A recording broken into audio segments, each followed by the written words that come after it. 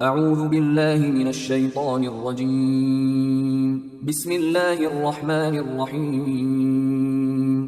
سورہ حج آیات نمبر 1 تا 7 میں مشرکین مکہ جو قیامت کا مذاق اڑاتے تھے انہیں سخت ترین الفاظ میں تنبیہ کہ قیامت انتہائی ہولناک چیز ہے، اس دی گئی مہلت سے فائدہ اٹھاؤ اور شیطان کی پیروی مت کرو۔ جو لوگ دوبارہ زندہ ہونے کے بارے میں شبہ میں مبتلا ہیں وہ خود انسان کی پیدائش پر غور کر لیں، اور اسی طرح زمین سے جو پیداوار نکلتی ہے وہ بھی ایک نشانی ہے۔ اعوذ باللہ من الشیطان الرجیم بسم اللہ الرحمن الرحیم۔ یا ایہا الناس اتقوا ربکم ان زلزلۃ الساعۃ شیء عظیم۔ اے لوگو، اپنے رب کے عذاب سے ڈرو، بے شک قیامت کا زلزلہ بڑی ہی ہولناک چیز ہے۔ یوم ترونها تذہل کل مرضعۃ عما ارضعت وتضع كل ذات حمل حملها وترى الناس سكارى وما هم بسكارى ولكن عذاب الله شدید۔ اس دن تم دیکھو گے کہ ہر دودھ پلانے والی عورت اپنے دودھ پیتے بچے کو بھول جائے گی اور ہر حاملہ کا حمل گر جائے گا، اور تم لوگوں کو دیکھو گے جیسے وہ نشے میں مدہوش ہیں، حالانکہ وہ نشے میں نہیں ہوں گے بلکہ اللہ کا عذاب ہی بڑا سخت ہوگا۔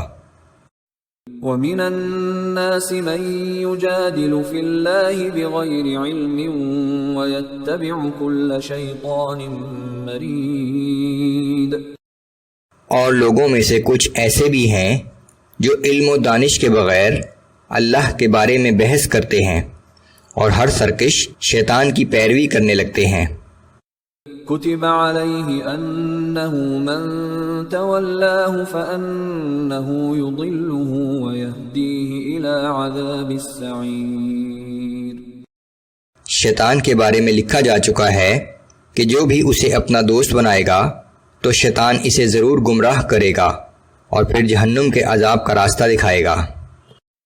یا ایہا الناس ان کنتم فی ریب من البعث فإنا خلقناکم من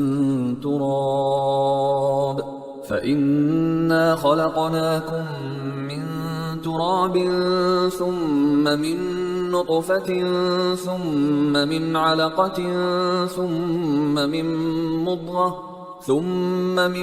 مضغة مخلقة وغير مخلقة لنبين لكم۔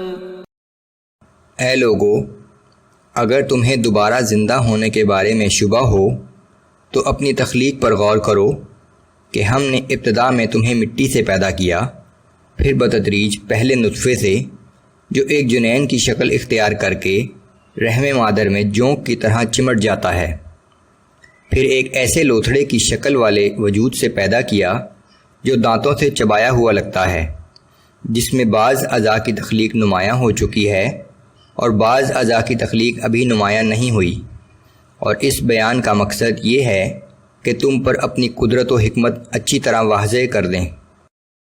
وَنُقِرُّ فِي الْأَرْحَامِ مَا نَشَاءُ إِلَىٰ أَجَلٍ مُّسَمًّى ثُمَّ نُخْرِجُكُمْ طِفْلًا ثُمَّ لِتَبْلُغُوا أَشُدَّكُمْ۔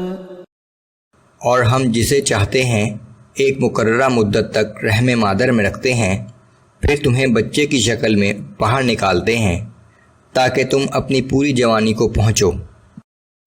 وَمِنكُم مَّن يُتَوَفَّى وَمِنكُم مَّن يُرَدُّ إِلَىٰ أَرْذَلِ الْعُمُرِ لِكَيْ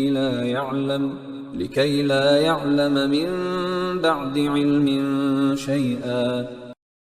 اور تم میں سے بعض پہلے ہی مر جاتے ہیں اور بعض بڑھاپے کی اس ناکارہ عمر تک پہنچتے ہیں جب انسان سب کچھ جاننے کے بعد بھی کچھ نہیں جانتا۔